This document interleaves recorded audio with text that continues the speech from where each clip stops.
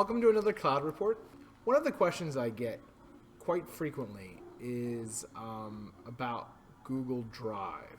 A lot of schools use it, and a lot of the teachers don't understand how to manipulate and save things to it. So I thought I'd do a little quick video on some of the features and pretty much how to use it. First of all, you have to log into your Google account. If you have a school Google account and your school is Google Apps for Education, you have unlimited storage.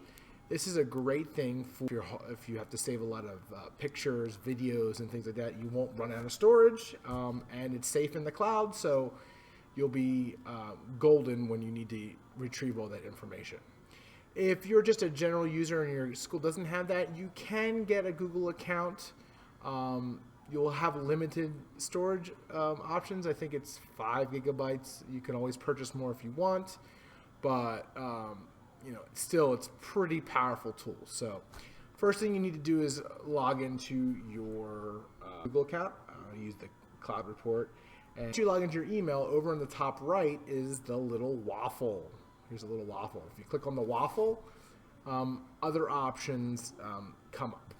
Now open up the drive, which is this guy right here, the 3 colors. It says drive, hit that. And now Google Drive is a cloud storage platform. What that means is nothing is saved locally to your machine. This means that if you put all of your important documents on Google Drive and your computer blows up or you drop it in the ocean or whatever it is, it won't matter. As long as it's uploaded to Google Drive, it'll still be there no matter what device you are on. You have the Google Drive here and you have some folders. I have a couple folders already there.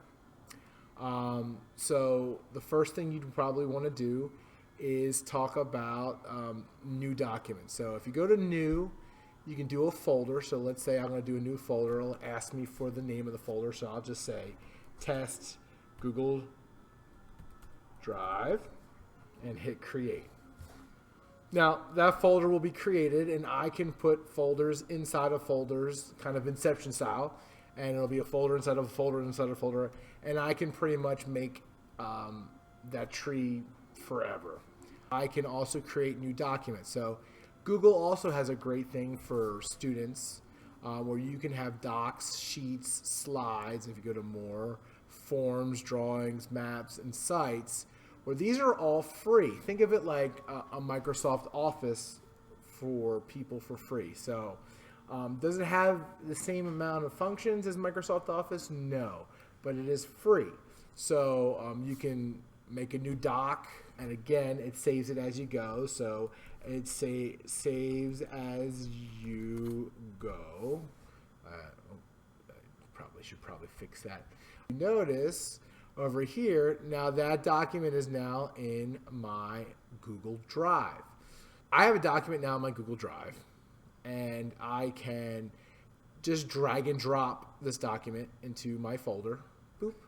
And it goes into my folder. Now it tells me it's been moved to test Google Drive. I can open up the drive and now my folder's there. Pretty easy peasy. You can share and collaborate with Google. It's one of the most powerful tools possible. So for example, say I made a new folder and I wanted to work with my kindergarten teacher. So I'd make a kindergarten folder, hit create, and then what I can do is I can click on the folder, and you got this little guy right here, and if I click on that, it allows me to share with other people. So I can type in email addresses of the people that I want to share it with, and I can have them either view only, or they can actually organize and edit the stuff in the folder. This is good for a couple reasons. Say I made a parent folder and I wanted to give them information, but I didn't want them to be able to change the information, like forms, things like that. I can just send out to all my parents a folder link that'll allow them to see everything I put in that folder. I do that with my teachers where there are folders of articles and information that I just gather for them to read in their own time because they have so much time. But this helps them out a lot when it's only view only. So I know that they're not going to, I'll go back there and one of my articles are missing or something like that because somebody made a mistake. But you can also make it so they can organize, add, and edit to it. So if I have, say, a collaboration going with my grade level, I can have everybody working together in the same folder where people are adding documents, people are adding artifacts, things like that. So we can all work together. So I can add names or email addresses. Or if I'm sending out to a group of people, so like say my whole entire parent list, I will get a shareable link, which gives me a link that I can copy and paste and put into my emails and send it out to my contact list, where everyone clicking on that link will have access to that particular folder. And as you can see, there's a little guy now here by the folder. That means it's shared. So this one's shared, this one's shared, this one is not, and this one is not. Add files, it's pretty simple. I can just take a document and drag it and drop it over here, and it'll go right then. It'll say upload complete. Now the green check mark shows that it's been completed, uploaded. Now it was a small Word file, so it's pretty quick to upload. If you're doing videos or pictures, what I have noticed is that sometimes it gives you the green check mark, but it's not completely uploaded. So you want to make sure that you give it some time to complete that process. Inside the program, you could just move stuff around, so you can just drag it and drop it into the different folders that you want to. Or what you can do is you can right-click it and you get more options. So if I wanted to just move to, I can go to move to, and I can see all of my folders as they're created and move it around to different places that I need to.